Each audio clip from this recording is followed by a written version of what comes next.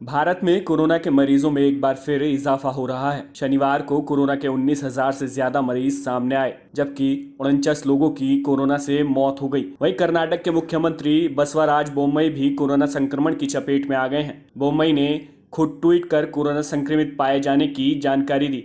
उन्होंने ट्वीट कर कहा कि कोरोना के हल्के लक्षण हैं और मेरी कोविड टेस्ट की रिपोर्ट पॉजिटिव आई है। कर्नाटक के मुख्यमंत्री ने अपना दिल्ली दौरा रद्द करने की जानकारी देते हुए संपर्क में आए लोगों से टेस्ट कराने की अपील की है। स्वास्थ्य मंत्रालय के मुताबिक 24 घंटे में 19,406 नए मरीज मिले हैं, जबकि 19,928 मरीज ठीक होकर घर चले गए। नए कोरोना मामलों के बाद सक्रिय मरीजों की संख्या 1,34,793 हो गई है। वहीं डेली पॉजिटिविटी दर 4.95% है, जबकि साप्ताहिक पॉजिटिविटी रेट 4.63% पहुंच गई है। वहीं भारत में कोरोना का रिकवरी रेट 98.5% है। अब तक कोरोना के कारण 5,26,649 मरीजों की मौत हो चुकी है। बता दें, एक दिन पहले केंद्रीय स्वास्थ्य एवं परिवार कल्याण मंत्रालय द्वारा जारी आंकड़ों के मुताबिक 20,551 कोरोना के नए मामले सामने आए थे, जबकि 70 लोगों की मौत हो गई थी। वहीं भारत में अब तक 205.92 करोड़ कोरोना वैक्सीन की डोज लोगों को लगाई जा चुकी है।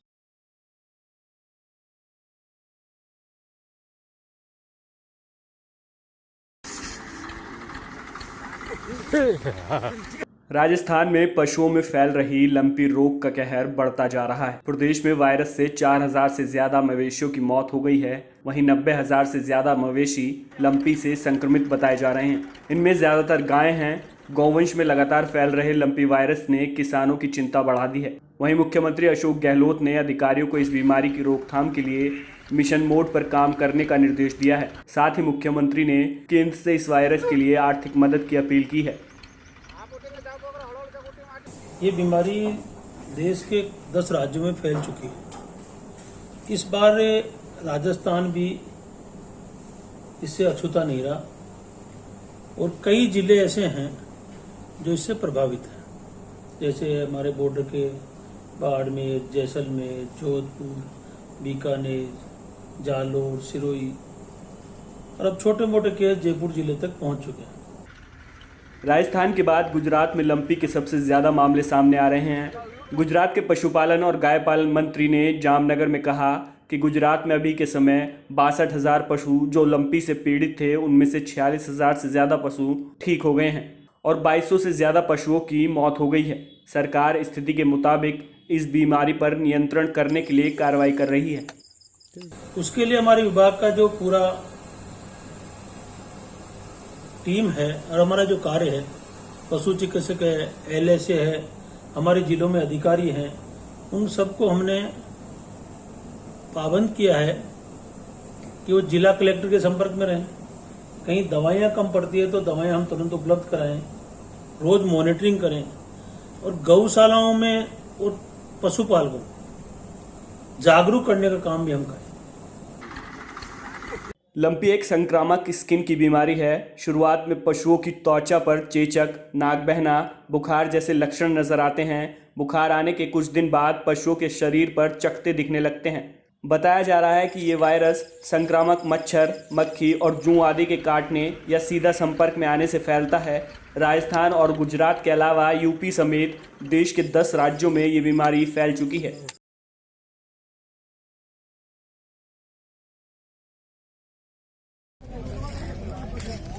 बिहार की राजधानी पटना में गंगा मनेर घाट पर हादसा हो गया। यहां एक बड़ी नाव पर खाना बनाने के दौरान आग लगने से 4 लोगों की मौत हो गई। LPG सिलेंडर में आग लगने के बाद विस्फोट हुआ। नाव के बालू के अवैध खनन में इस्तेमाल होने की बात सामने आई है। मजदूरी करने वाले व्यक्ति थे लोग। नाव का मशीन इंजन खराब हो गया था। मिस्त्री बनाने आए थे, बना रहे थे। बारिश झिमाझिम हल्का हो रहा था। उसी के दरमियान 4 आदमी अंदर खाना बनाने के लिए ढुके लोग। खाना जो ही गैस का ऐसी मारा गया, सिलेंडर उड़ गया। सिलेंडर उड़ा, 4 आदमी जल करके खाक हो गए लोग।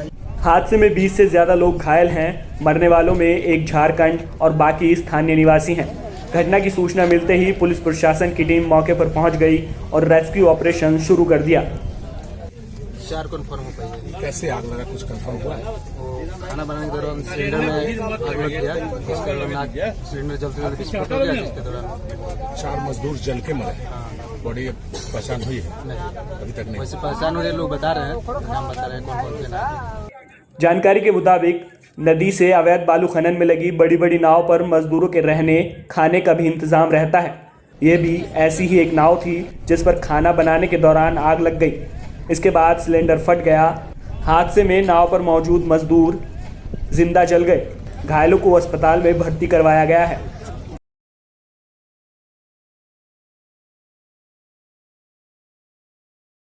महाराष्ट्र की एकनाथ शिंदे सरकार ने मंत्रियों के सभी अधिकार सचिवों को देने का फैसला किया है। यानी जो आदेश और फैसले मंत्री लेते थे वो अब सचिव लेंगे। दरअसल सुप्रीम कोर्ट में चल रही सुनवाई के चलते महाराष्ट्र में मंत्रिमंडल का विस्तार नहीं हो पा रहा है। मंत्री नहीं होने की वजह से विभागों के काम पर भी असर पड़ रहा है, जिसकी वजह से कई विकास के कार्य अटके पड़े हैं।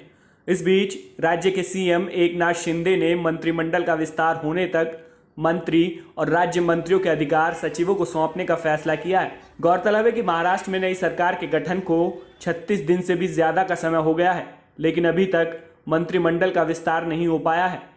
मंत्रिमंडल नहीं बनने से गृह, राजस्व और शहरी विकास मंत्रालय समेत कई मंत्रालयों में फाइलें अटकी पड़ी हैं। इसलिए शिंदे सरकार ने मंत्रियों के सभी अधिकार सचिवों को देने का फैसला किया है।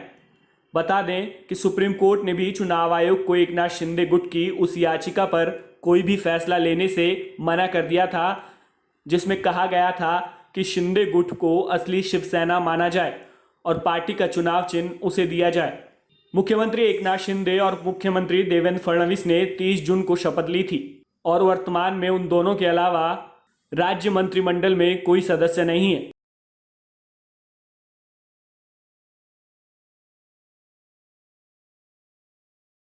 विकेटकीपर बल्लेबाज दिनेश कार्तिक का अब तक का साल काफी उतार चढ़ाव भरा रहा। आईपीएल 2022 में रॉयल चैलेंजर्स बैंगलोर के लिए एक फिनिशर के रूप में लगातार प्रदर्शन करने के बाद कार्तिक ने जून में दक्षिण अफ्रीका के खिलाफ श्रृंखला के बाद से भारत की T20 टीम में वापसी की है। वापसी के बाद से ही कार्तिक ने 13 T20 मैचों में भाग लिया। वेस्टइंडीज के खिलाफ 5 मैचों की T20 सीरीज के पहले मैच में कार्तिक ने सिर्फ 19 गेंदों में 41 रन बनाए, जिसमें भारत को 190 रन बनाने और 68 रन की जीत दर्ज करने में मदद मिली। खेल से पहले कार्तिक ने कहा कि फिनिशर की भूमिका एक ऐसी होती है जिसमें मैदान पर लगातार बने रहना बहुत कठिन है। हर बार जब आप अंदर आते हैं तो आपको एक प्रभाव बनाने में सक्षम होना चाहिए जो टीम की मदद करेगा। जाहिर है उस दिन कुछ खास करें, यही मैं ध्यान केंद्रित करने की कोशिश कर रहा हूं। कार्तिक ने शनिवार को लॉडरहिल में चौथे T20 मैच से पहले दूसरी ओर दूसरा पक्ष आपको बड़े धक्के मारने और शॉट खेलने में मदद करता है। ये दोनों तरफ से काम करता है। गेंदबाज चतुर होते हैं और वे आपको जितना संभव हो हवा में हिट करने के लिए मजबूर करने की कोशिश करते हैं। कभी कभी जब आप शॉट बनाने की कोशिश कर रहे होते हैं तो हो सकता है कि आप आउट हो जाएं। कार्तिक ने इस बात की ओर इशारा करते हुए कहा कि भारतीय टीम को उनके कैरेबियन दौरे में चुनौती देने वाली विभिन्न स्थितियां अक्टूबर-नवंबर में ऑस्ट्रेलिया में T20 विश्व कप में विभिन्न मैदानों और परिस्थितियों का सामना करने के लिए अच्छी तैयारी करने में मदद करेंगी। उन्होंने आगे कहा कि मुझे लगता है कि यह बहुत दिलचस्प है क्योंकि विश्व कप में भी सीधे मेरे दिमाग में आने वाले 3 मैदान हैं, जिसमें सिडनी, एडिलेड और मेलबर्न शामिल हैं। सभी मैदानों में हम खेले हैं, लेकिन अब चुनौतियां अलग हैं।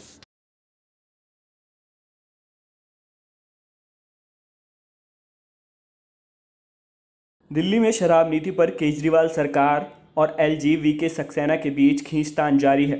शनिवार को जहां एक ओर दिल्ली के उप मुख्यमंत्री मनीष सिसोदिया ने सीबीआई चीफ को चिट्ठी लिखकर निष्पक्ष जांच की मांग की है, वहीं दिल्ली के उपराज्यपाल वीके सक्सेना ने तत्कालीन आबकारी आयुक्त आरव गोपी कृष्णा और पूर्व उपायुक्त आनंद तिवारी समेत विभाग के 11 अधिकारियों को निलंबित कर दिया है। सभी को आबकारी नीति को लागू करने में चूक करने पर सस्पेंड किया गया है।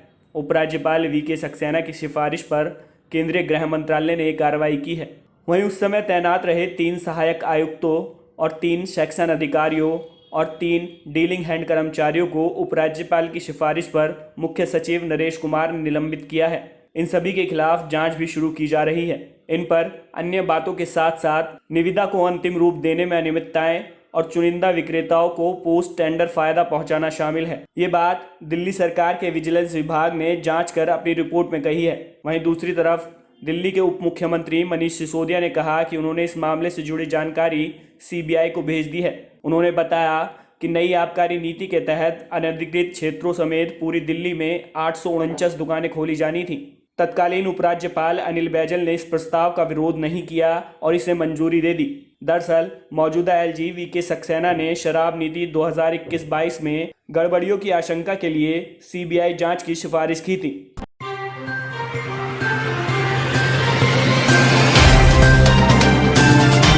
Subscribe now and press the bell icon. Never miss an update.